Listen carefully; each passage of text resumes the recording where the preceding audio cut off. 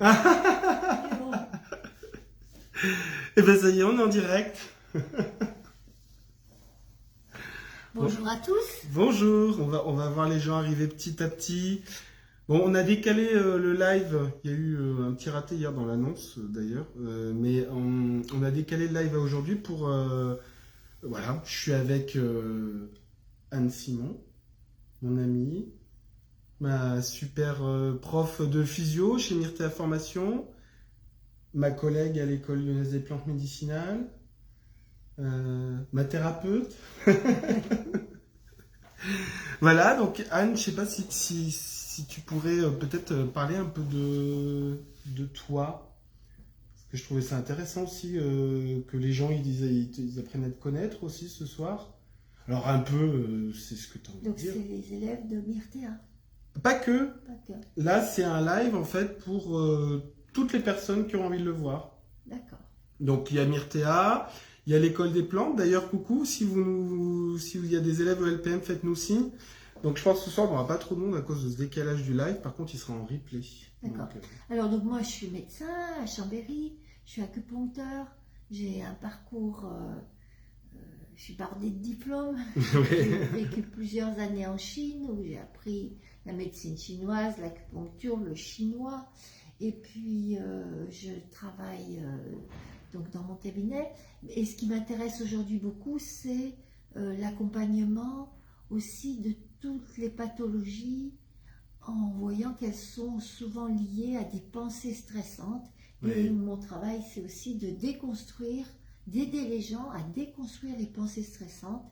Et ce dont je me rends compte, c'est que lorsqu'on déconstruit les pensées stressantes, c'est pas immédiat, mais petit à petit, les pathologies n'ont plus besoin de crier aussi fort oui. pour se faire entendre.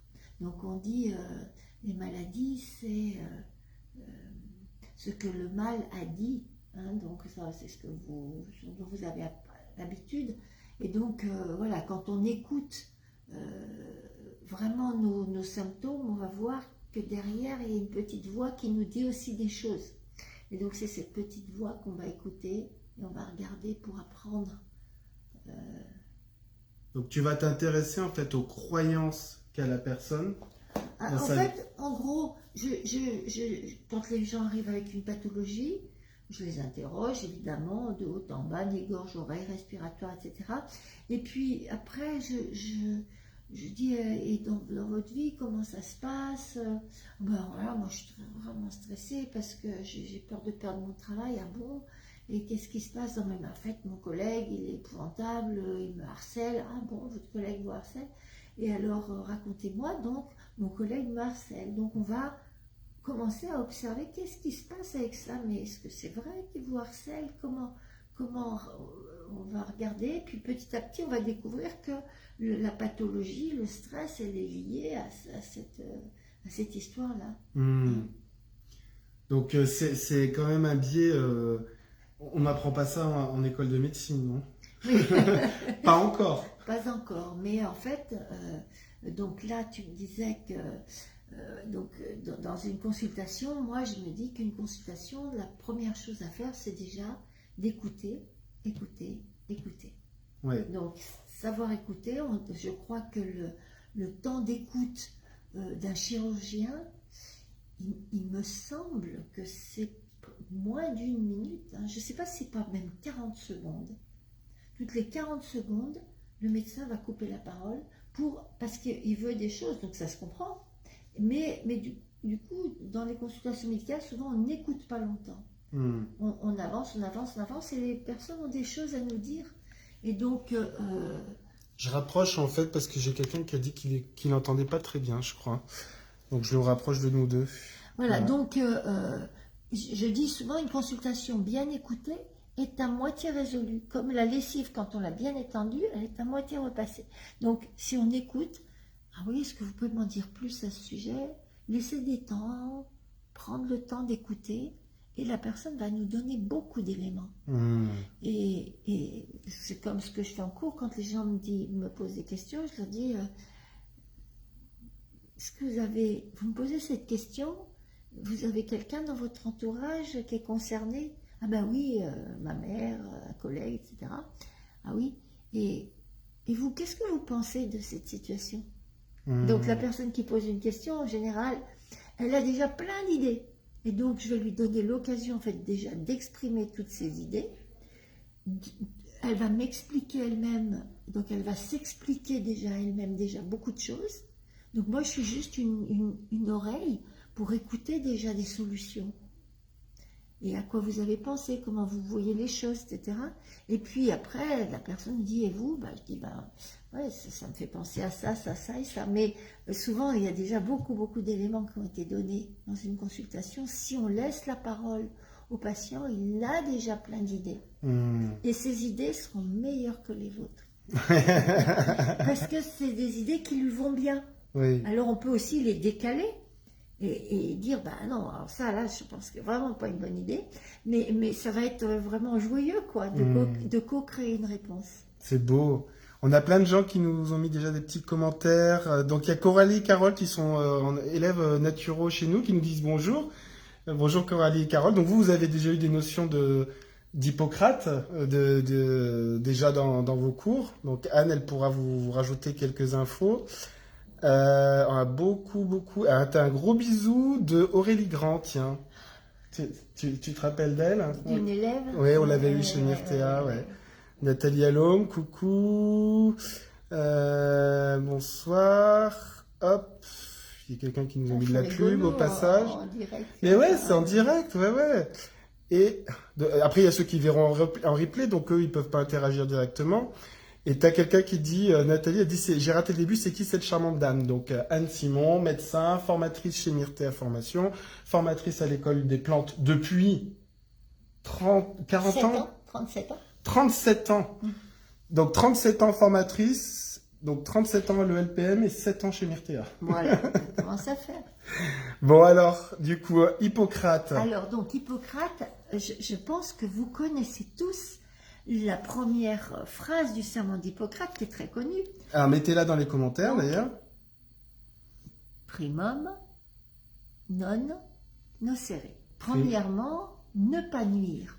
Donc, aucune action est inoffensive quand on fait de la médecine. Donc, c'est la première loi. Et donc, c'est vrai que ça m'a bien enragée, j'avoue, pendant le Covid, parce que j'ai trouvé que ce premier principe était peu respecté avec les obligations vaccinales, etc. Parce qu'on n'était quand même pas sûr de ne pas nuire en obligeant la population à se vacciner. Donc, moi, j'ai milité primum non nocere avec mon panneau dans la rue.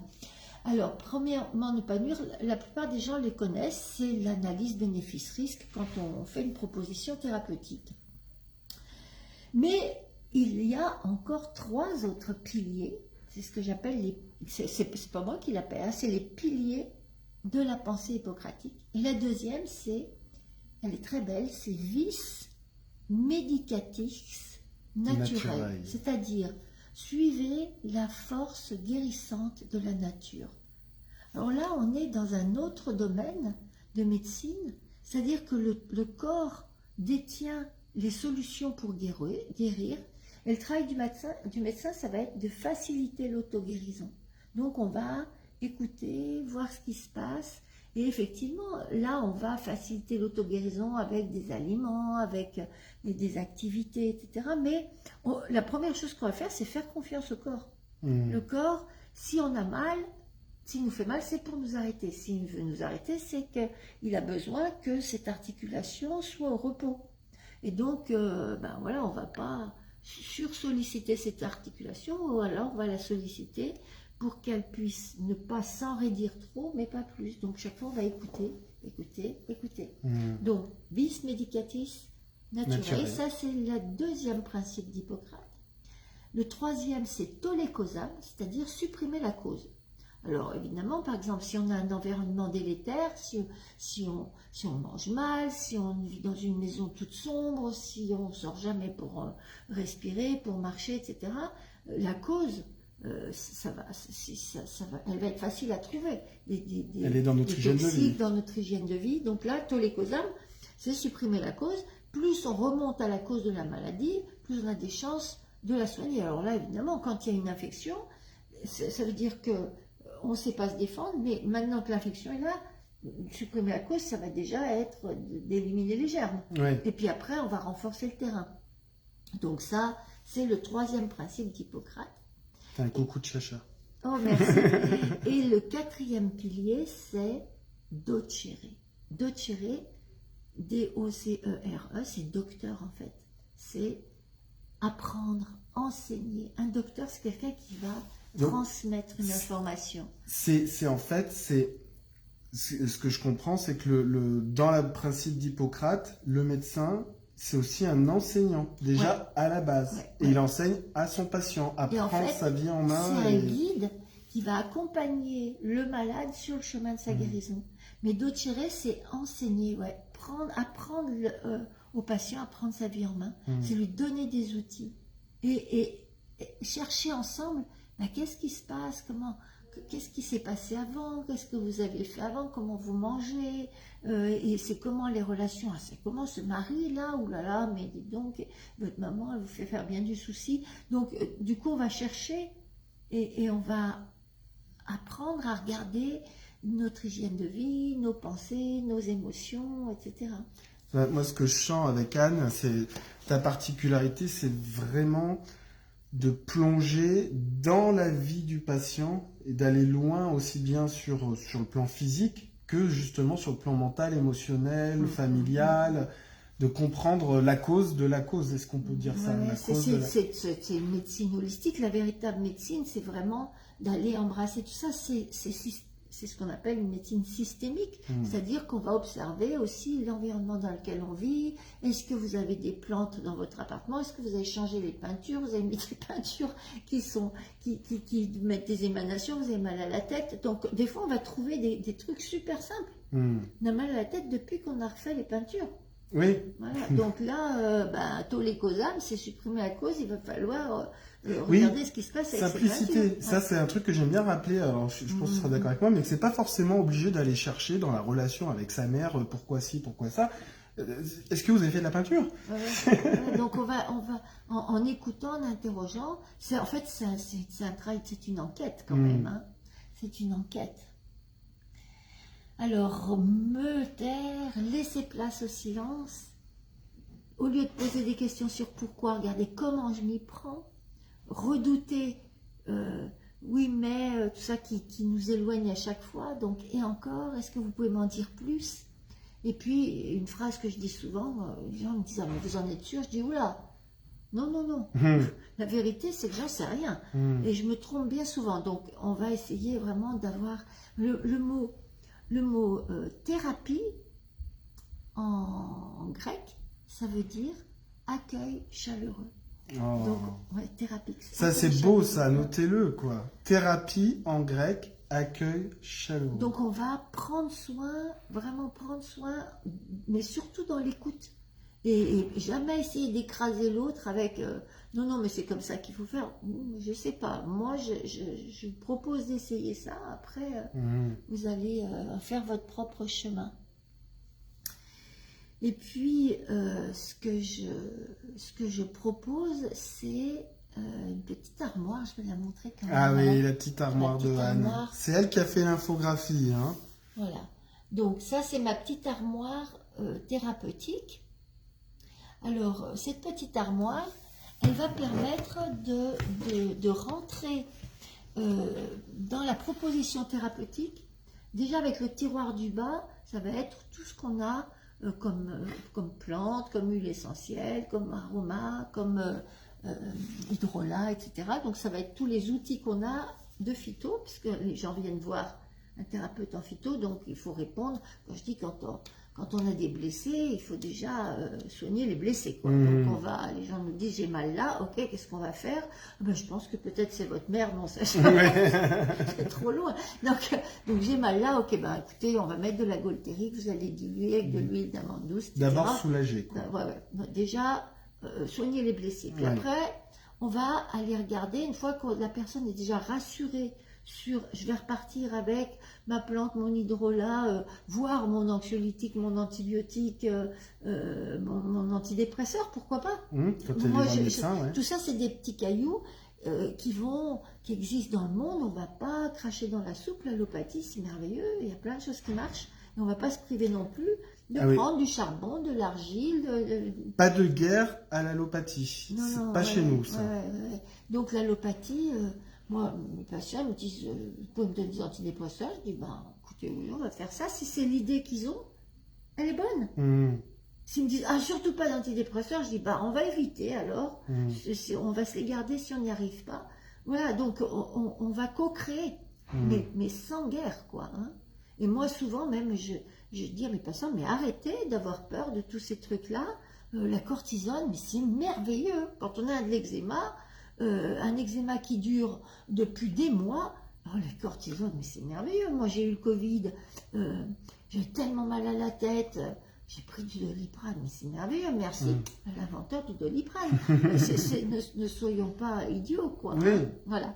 Donc, déjà, on va calmer. Et puis après, je vais recommencer à regarder quels aliments on va ajouter. C'est mon deuxième tiroir. Les aliments ajoutés, les aliments enlevés. Donc ça, c'est le tiroir numéro 2. Il n'est pas tellement difficile. On a tous les compléments alimentaires. On a le gluten qui va être... à suspecter dans pas mal de pathologies inflammatoires. On a les laitages qui vont être problématiques dans les problèmes de peau, dans les problèmes articulaires, dans les laitages respiratoires, les glaires, etc. Voilà, donc ça c'est... Alors, phyto, deuxième tiroir, les aliments enlevés et les aliments ajoutés, donc les graines germées, les amandes, etc. T'as Carole qui dit... Ta sagesse est appréciable. Merci.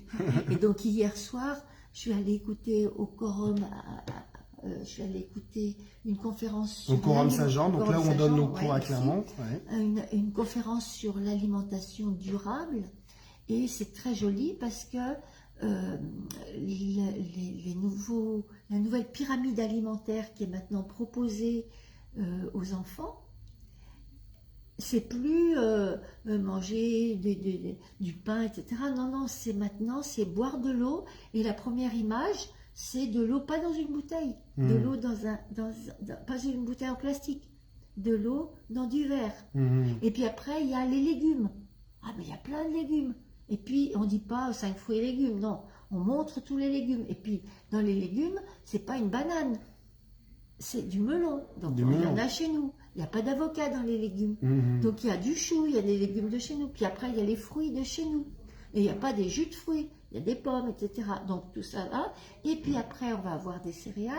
Et puis, on nous donne effectivement une petite ration de céréales. Et puis après encore, on a la viande, le poisson. Puis là, alors, c'est vraiment 2 fois par semaine. Enfin, c'est extraordinaire parce que ça veut dire que dans les écoles, aujourd'hui, on commence à faire une information d'alimentation durable planétaire.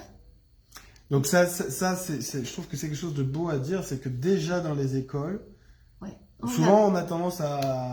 On diabolise l'enseignement. Or, il y a vraiment déjà des informations, et c'est le ministère. Oui. C'est le ministère qui a mis en place cette pyramide. Et on voit la pyramide, le haut de la pyramide est décapité, parce qu'en haut, il y a un tout petit triangle, et là, il y a les sucreries, le salami, les boissons, le jus d'orange. Pas bonne idée, le jus d'orange, on n'a pas d'orange en France, donc c'est du jus de pomme qu'il faut qu'on prenne. Mais même les jus, c'est pas une bonne idée. Donc en bas, on voit les légumes, il faut les prendre avec les fibres. Et donc, l'alimentation, elle va être bien enseignée. Et donc, ayons confiance dans la sagesse de notre monde. Et on se rend compte qu'il y a des problèmes. Oh là là, les Français, on utilise 3600 mètres carrés de surface pour une personne, pour manger. Ouh là là, moi, on est au même niveau que les Américains. Chaque Français a besoin de 3600 mètres carrés de surface de planète pour le nourrir lui. Donc, on utilise 2 planètes. Et j'ai été choquée d'apprendre que les Français, nous sommes au même niveau que les Américains dans notre consommation de viande. Aïe, aïe, aïe. Donc, nous, on prend de la bonne viande. Eux, c'est de la viande, des hamburgers. Mais néanmoins, nous, viande, poisson, crevettes, saumon, homard, allons-y, quoi. Allez, boudin aux pommes, et vas-y que je te fais du lapin chasseur. Ouais, n'empêche que ça y va, la viande. Et la viande, non, ça va pas, on en mange trop. C'est ça, le problème, c'est l'excès. Voilà. Donc, 2e étage. Et le 3e étage, il est génial de mon petit placard, parce que là, c'est 3 médecins gratuits qui ne disent jamais de mal de ses confrères, Mhm. c'est dormir, respirer, bouger. Donc ça, c'est vraiment la charnière dans mon Voilà. petit dessin. Dormir, respirer, bouger. Donc ça, c'est la charnière gratuite. Donc ici, c'est l'hygiène de vie. Donc là, on va voir que lorsque les gens dorment bien, ben, ils vont beaucoup mieux. C'est vraiment, d'ailleurs, quand on est malade, de manière très naturelle, ben, on dort, Oui. on attend. Hein. C'est pour ça que les patients, ça s'appelle des patients. Et ma fille, quand elle était partie avec une amie toute petite, on lui a dit, oh, ça doit être merveilleux d'avoir une maman qui est médecin. Qu'est-ce qu'elle fait? Tu as une élève LELPM qui te fait coucou. Qu'est-ce qu'elle fait quand vous êtes malade, quand tu es malade? Et Marie avait répondu, elle attend. Donc, on attend, on dort, ça va se réveiller, ça va se guérir tout seul. Respirer, donc respirer tout ce qui est technique de respiration, mais simplement marcher. Marcher en respirant, bouger, marcher dans la forêt. Pour respirer, tu avais une technique que tu as donnée dans les cours, là, parce qu'en ce moment, Anne, elle est à Clermont, parce qu'elle donne les cours pour Myrtea, donc de physio. Et dans les cours, j'ai bien aimé, tu avais dit chanter. Ah oui, chanter. Chanter, ça fait... Apprenez des chansons par cœur.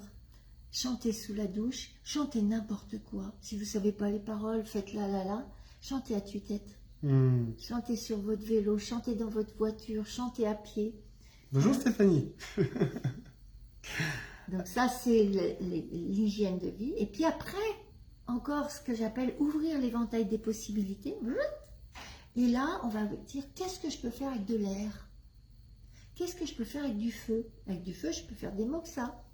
Qu'est-ce que je peux faire avec de l'air? Par exemple, chanter, respirer, etc. Prendre l'air. Je peux mettre des plantes dans mon appartement qui vont dépolluer mon appartement. Une plante dépollue en général 2 à 3 mètres carrés. Donc ça vaut le coup. Et puis qu'est-ce que je peux faire avec de l'eau? Je peux aller à la piscine, mais je peux boire de l'eau, je peux boire de l'eau de mer, je peux prendre des hydrolages, ça c'est encore l'eau, mais l'eau, qu'est-ce qu'on pourrait faire encore avec de l'eau? Écouter le bruit de l'eau, aller près d'une rivière, c'est des choses simples. Qu'est-ce que je peux faire avec de la terre? Donc là c'est air, feu, eau, terre. Voilà 4 éléments. Qu'on retrouve en médecine chinoise, qu'on retrouve dans la médecine hippocratique. Ouais, mais qui vont nous permettre d'être créatifs, en fait. Qu'est-ce que je peux faire avec la terre? Du jardin, de la poterie, me mettre de l'argile sur la peau, etc. Donc là, ça va encore ouvrir. Et puis, à la fin, pour être capable encore d'avoir une ouverture formidable dans la thérapeutique, on va ouvrir sur les 5 sens. Qu'est-ce que je peux faire avec mes yeux? Donc, qu'est-ce que je pourrais regarder? Et qu'est-ce que je pourrais ne pas regarder? Qu'est-ce que je pourrais faire avec mon nez? Quelles sont les odeurs? L'olfactothérapie. Qu'est-ce que je pourrais faire avec ma bouche? Qu'est-ce que je pourrais goûter? Qu'est-ce que je pourrais faire avec mes mains? Mes sens du toucher, les massages, etc. Et qu'est-ce qui manque? Qu'est-ce que je pourrais faire avec mes oreilles? Qu'est-ce que je pourrais écouter? Quelles sont les musiques dont je pourrais m'entourer? Ou quel est le silence dont je pourrais m'entourer? Donc là, on est vraiment dans une espèce d'ouverture thérapeutique qui ne vient pas à l'idée dans une consultation classique. Donc moi, j'invite les patients à rester dans le silence, à se faire peut-être 3 minutes de silence dans leur travail pour ça va être comme une espèce de douche de silence. Une autre que j'ai eue moi en élève, je pense. Laurence qui dit coucou à l'école des plantes. On a encore combien de temps? On a encore 5 minutes. Donc comme vous avez vu, c'est le sujet s'élargit, et notamment avec la sagesse de Anne. Donc on fera peut-être un focus un peu plus approfondi sur les tempéraments hippocratiques et l'aromathérapie, mais je trouve ça très intéressant de vous faire bénéficier particulièrement de la sagesse de Anne ce soir. Il te reste combien de slides, toi? Je voulais vous parler de l'effet dodo. Ah, l'effet dodo. L'effet dodo. L'effet dodo, c'est l'histoire d'Alice au Pays des Merveilles. Et les animaux ont froid, ils sont tous mouillés. Et le dodo, c'est cet animal qui a disparu maintenant, que rencontrent les animaux. Ils disent, on va faire un jeu. Vous allez courir autour de ce parcours. Et ils disent, ah bon, mais comment il faut faire? Ben, tout, on peut courir dans tous les sens, on peut aller, revenir en arrière, s'arrêter. Ils disent, ah bon, mais il n'y a pas vraiment de règles. Bon, mais tous les animaux vont faire ce grand parcours. Et lorsque le dodo s'aperçut que tout le monde était sec et réchauffé, il fit venir tous les animaux qui dirent, alors, qui est-ce qui a gagné? Et le dodo dit, tout le monde a gagné et tout le monde va recevoir un prix. Alors, cette histoire, l'effet dodo, c'est pour montrer que toute thérapie bien menée, peu importe la technique, a de fortes chances de donner de bons résultats lorsqu'on a installé 4 éléments. L'implication et la détermination du patient. 40%. La personne qui vient vous voir, elle est déjà décidée. Et alors, qu'est-ce que vous avez fait? Qu'est-ce que vous pensez qu'on pourrait faire, etc. L'alliance thérapeutique, 30%. Donc, on est déjà à 70% de votre résultat. Vous n'avez encore rien fait. La personne vous a trouvé. Vous avez créé une alliance thérapeutique. Mot-clé écoute, acceptation, empathie. Le 3e pilier, c'est 15%. Ça, c'est la confiance en l'efficacité du traitement.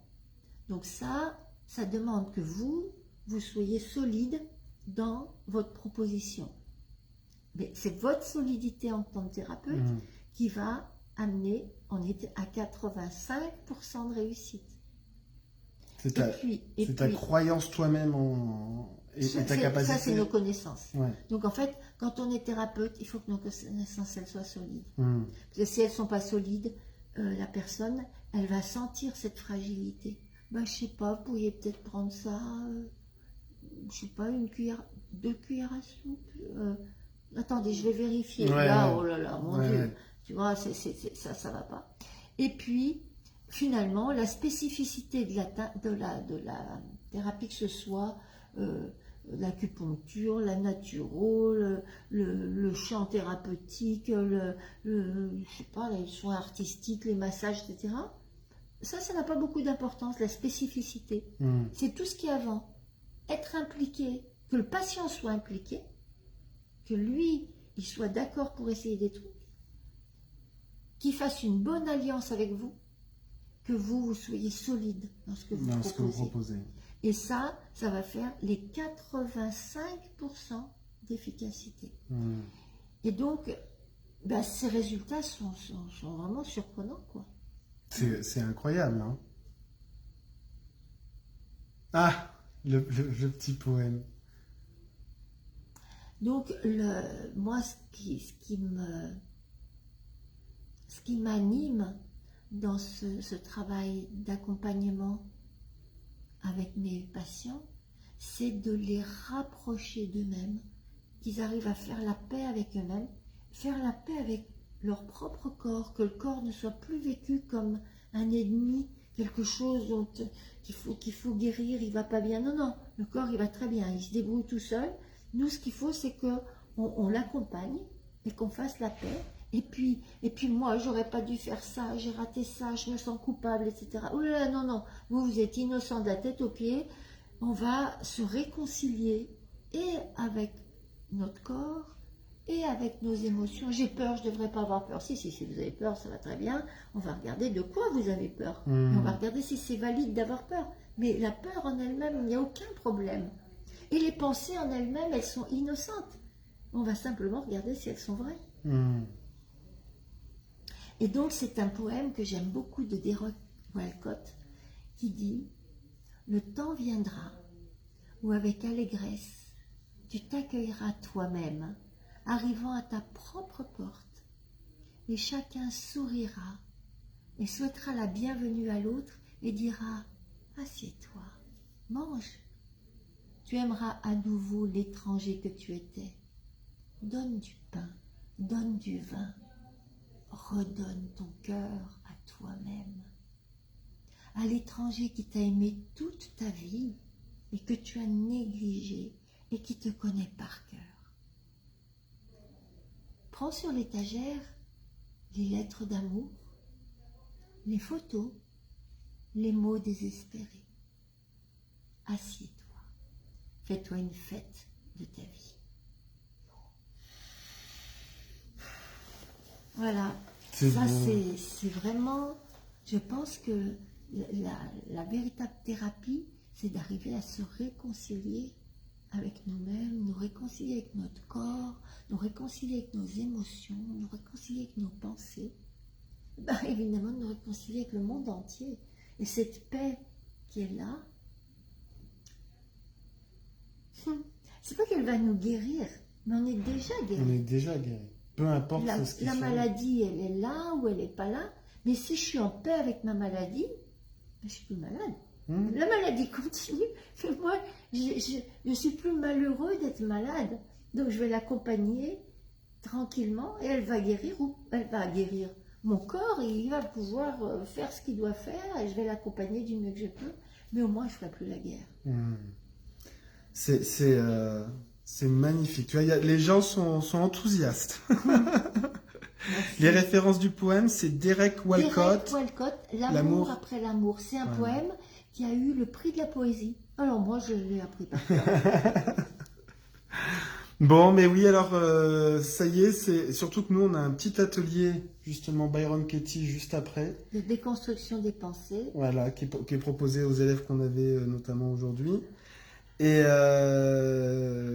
donc, du coup, on va devoir être obligé de vous laisser, même si on n'aura pas dit énormément de choses sur les tempéraments hippocratiques et les huiles associées, mais on fera sans doute un autre live dessus. Ce live, il est disponible en replay sur Facebook. Il sera disponible sur YouTube.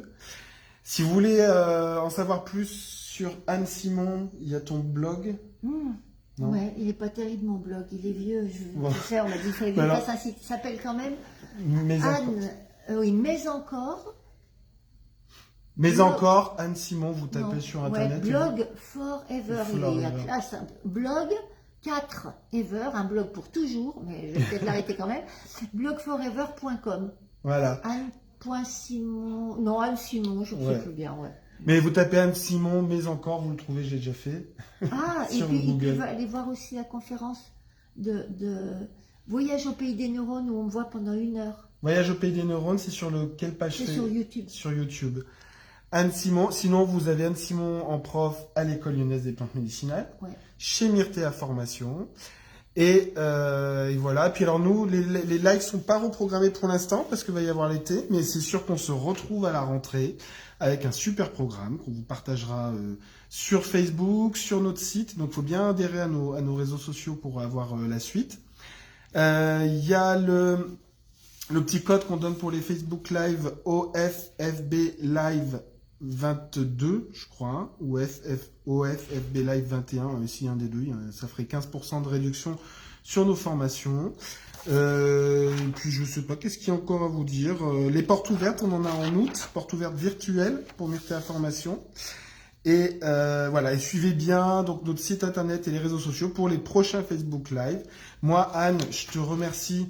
Je te fais un bisou. Merci. Merci, je le dis, c'est mon premier live de ma vie. Waouh. Bon, je croyais que ça allait être compliqué, mais en fait, je vois que c'est tu vois que c'est super simple. Donc, merci à vous tous. Merci pour tous ceux que je connais. Et ben, t'en as plein qui te connaissent. Peut-être à une autre fois. Tu vois, il y a Aurélie qui dit bonne soirée, Byron Katie. Là, je vais essayer de les convaincre tous de venir dans le désert avec moi. J'en profite pour faire ma pub. Anne Simon vous accompagne dans le désert. Ouais, j'emmène des groupes dans le désert de 12 personnes pour faire de la déconstruction des pensées. Et là, je vais accompagner 3 fois 1 semaine cet automne dans le Sahara, dans le désert tunisien. C'est des méhares itinérantes. Et donc, voilà, c'est aussi encore une occasion. Et alors, si on veut s'inscrire au méharé dans le désert. Alors là, il faut aller regarder Camel Transhumance. Camel Transhumance. Camel, avec un K, cameltranshumance.com. Et là, vous allez tomber sur le site de l'association qui est plus à jour que mon blog. Voilà. Et donc, pour aller dans les méharés de Anne, vous regardez Salouya, Anne Simon. Voilà. Merci. Merci ma chérie. Et à bientôt. On va retrouver les autres élèves, on continue. Allez, on vous embrasse très très fort. Merci à vous. Vous êtes magnifiques et à très très vite. Suivez-nous bien pour avoir les prochaines dates. Bisous.